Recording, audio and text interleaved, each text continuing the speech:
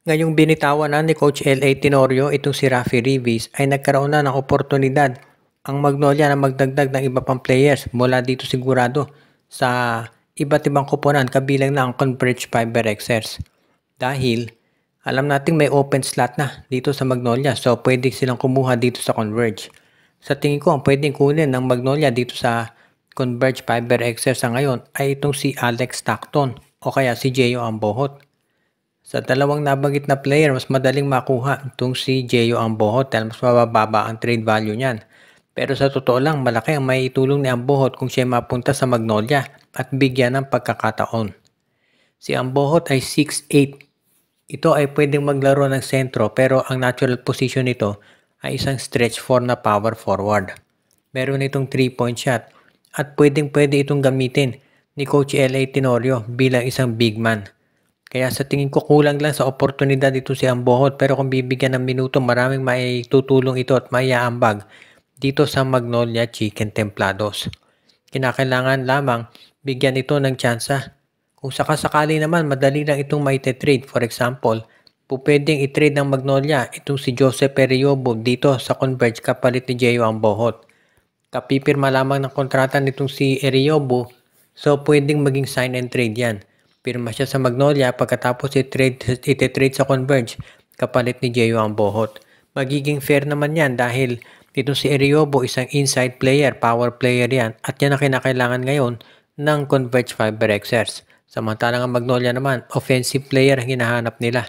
Kaya pwede dito itong si Gio Ambohot. Kaya magiging fair na trade yan kung sakasakali at hindi naman natin nakikita na magkakaroon ng problema kung sakasakali na mag-propose ng ganyan trade si Coach L.A. Tenorio sa PBA.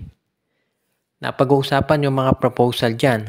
Ang isa dito sa pwedeng makita nating maging proposal ay yung pagkuha ng TNT dito kay Keith Datu ng Reynolds and Elasto Painters. Ang dahilan dyan ay dahil kulang sa big man ngayon ang tropang giga dahil alam naman natin nagka-ACL itong si Poy Eram. Hindi siya maglalaro buong season. Sa darating na season ng PBA, hindi maglalaro ito si Poy Eram. So, kinakailangan ng big man ni Coach Chot Reyes. Kompleto na ngayong guards nila. Nandiyan na si Jason Castro, si Jordan Heading, Reynan Batak, Simon Enciso.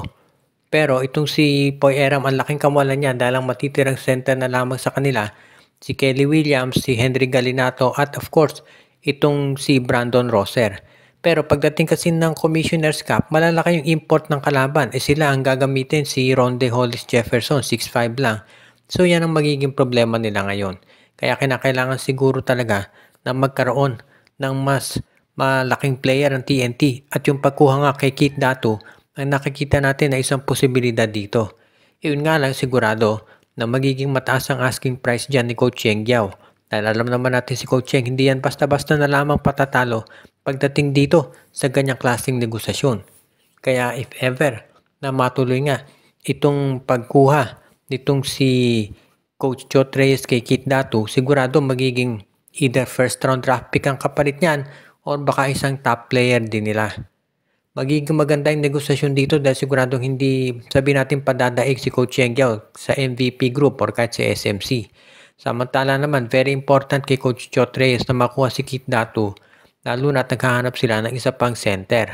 Lalo na ngayon at mukhang malabo nang makuha nila itong si Christian Stanhardinger. At mukhang tuluyan na talaga ito na nagretiro at mukhang wala na balak bumalik sa PBA.